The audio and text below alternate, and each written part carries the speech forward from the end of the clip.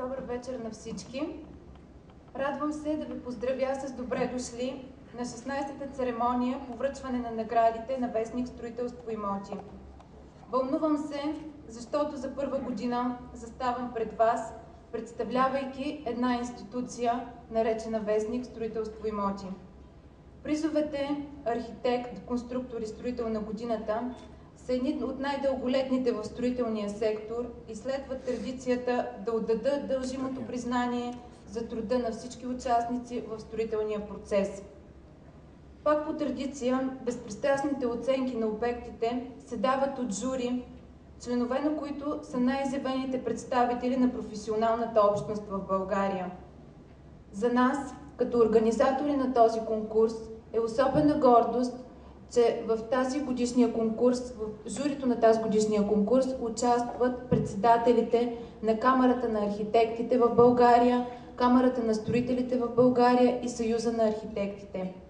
Тази година броят на участниците в конкурса надхвърли всички очаквания и аз спокойно мога да заявя, че имаме своеобразен рекорд в тази област.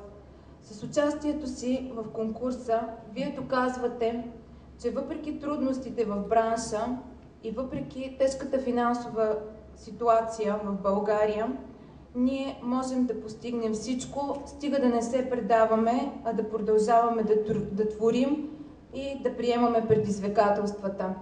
Самият факт, че тази вечер ние сме се събрали тук в очакване да поздравим носителите на наградите и да празнуваме заедно с тях, доказва, че браншът работи и има с какво да се гордее. Именно в тези времена вестник Строителство имоти смени не само и своя собственик, но и до някъде се опита да промени цялостната концепция на вестника.